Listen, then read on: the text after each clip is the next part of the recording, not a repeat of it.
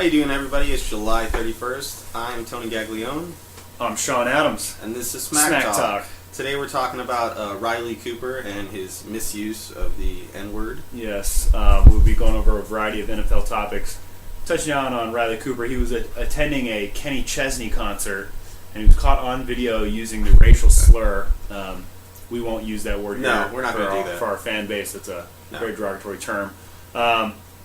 One of the things is Michael Vick, Captain Forgiveness. He said he's already forgiven him. He's known the man for 3 years. That's great. Yeah, the reason why I laugh, I'm not laughing at the use of the word. I'm laughing because you have to be stupid to use the word on camera. Okay? You could feel the way you want in the privacy of your own home, but you're in public, you're in the spotlight because you're an NFL player, and you're on camera. Hey, can I say that is the NFL now synonymous with stupid? Because it seems to be rampant that NFL players are making stupid decisions. You know, I agree with you, Tony. You can feel how you want to feel, but you got to realize there are certain terms in the world that are derogatory to other people. And as an international star, you know, the NFL is trying to reach out, especially when you play with African American teammates. Yeah, I mean, 90% of the Philadelphia Eagles are black. Yeah, black males. So you go out in public, you use the N-word in a terribly inappropriate way. It's not like he said he was going to fight all these people. And, I mean, it's ridiculous. It's ridiculous. Michael Vick, good for him, but if he didn't get caught in his own little scandal, it might have been a whole different story. He might have forgiven him now because, guess what? I have my own problems, so who am I to talk? But you know what? Did you hear what his brother said? No. Marcus Vick, the outcast. Yeah, he has one to talk. Yeah. He put out on Twitter that he'd give $1,000 to the first player who laid Cooper out in a game. I'll go lay him out right now for $1,000. Yeah, definitely. I think stupidity is it's like you said, it's running rampant around the NFL. Roger Goodell should make an example out of Riley Cooper. Maybe suspend him a game. I mean, he does everybody else.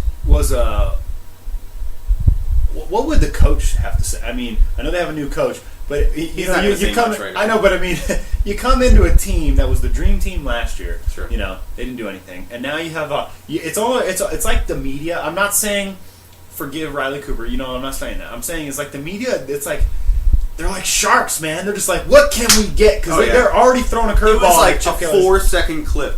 Yeah, literally. Yeah, 4 seconds, and they're blowing it up out of proportion, in my opinion. He shouldn't have said it, but they're still blowing it up. Yeah. I want to move on. One thing I've been wanting to talk about now that the NFL season's about to be starting is the Colts. You know, Andrew Luck took the Colts to the playoff last year. You know, obviously he was a replacement for Peyton Manning, number 1 draft pick. Mm-hmm. And last year he had to throw the ball a bunch. They had nothing of the offense, but it's not his fault though. He didn't call the plays. Bruce Arians called the plays, and now he's in Arizona. Yeah, Andrew Luck now. The Colts have signed Ahmad Bradshaw, was released by the Giants. Huge. And Darius Hayward-Bay, a former first-round draft pick of the Raiders. In my opinion, even more huge. Yeah, now, you know, people say Darius Hayward-Bay was a flop in Oakland, but I look at the supporting cast he had. He had nothing. You know, they couldn't get a quarterback solid. You know, he had Carson Palmer, but then he got injured. I think with Reggie Wayne there, he has a veteran who...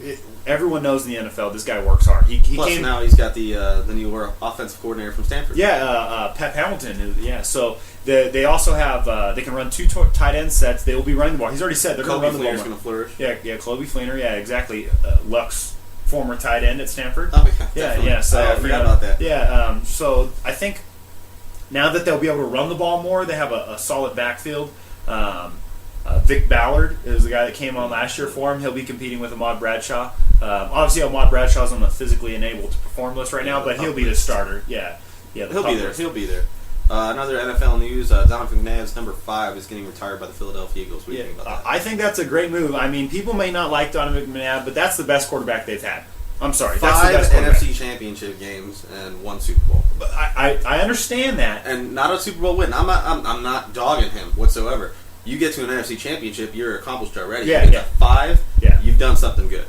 Yeah. You get to a Super. I mean, he played horribly. His performance in the Super Bowl was his entire career performance with the Redskins. Mm-hmm. He basically throws the ball onto the ground when he gets flustered. Yeah. I mean, we all seen it. Everybody who watches the NFL seen it. Yeah, the use of the timeouts. That game killed him. It killed him. But, I mean, he does deserve his number retired. Yes, I do believe, in my opinion, Ron Jaworski took him to the Super Bowl as well. They lost to the Raiders. Mm-hmm. They've had good quarterbacks, but in my opinion, Donovan McNabb is the best quarterback the Eagles have ever had.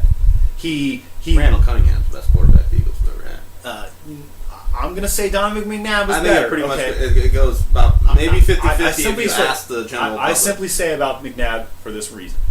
He learned how to throw the ball and become an excellent passer. That doesn't speak out on his performances in crucial games. But Cunningham could already throw the ball. I know that, but McNabb, you got to remember, he was booed when he was drafted. Look at did McNabb took him to championship games?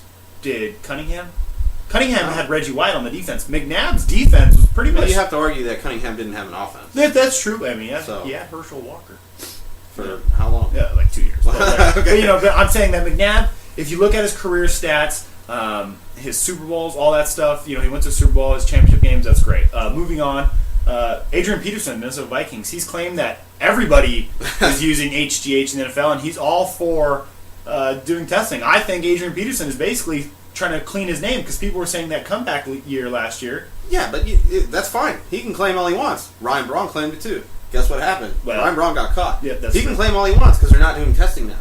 Once they start doing testing and he pees clean or takes his hair and is clean, whatever they do for the testing, blood testing, whatever, then he can talk. Okay. I just think that he's calling out other people. That's my opinion. I guarantee I think he knows half other the NFL. People. Yeah, I think he knows about other people, and because I think he's clean, I'm not going to speak for him. I think he's clean. I think that because that was linked to his name, he's trying to call out other people. Speaking of which, Percy Harvin, a former teammate of his, went to the Seahawks this year. He's now having hip surgery. There's no timetable for his return. This is Percy Harvin 101. This guy gets injured a lot, headaches, whatever. Yeah. He's a great playmaker. But another thing that Tony brought to my attention, the first female ref is in training, Sarah Thomas. I think this is great for the NFL. She's in New Orleans right now, and she's training to be an official in the NFL, which is great. I think, it's awesome. Just like the NBA just started introducing female officials a couple years ago. The only problem that I have is that when she becomes a head official or assistant official when they're on the field, if she does get involved in a play, she might get seriously hurt. Yeah, I do agree with that. But I mean, if she can be athletic and she can get her butt out of the way, then by all means. Yeah, I do. I think it's great. I think if they can integrate female refs into crews, that's great for the diversity of the NFL. Plus, it's going to reach out to the fan base. Sure. Okay, because it's only a matter of time before we have a female kicker. Definitely. A place kicker of something. Because, in my opinion, football is a sport. I played Pop Warner with girls. Football is a sport that girls can compete. Now, I'm not saying a girl can be a defensive lineman or anything like that. You don't know that, though. I don't know that now, but I'm saying that NFL is smart. Next thing you know, we'll have a female place kicker. These things, breaking boundaries, it's only going to broaden their fan base even more. Definitely. Thanks a lot for watching Smack Talk Segment 1. Stay tuned for Segment 2. I'm Tony Gaglione. I'm Shawn Adams.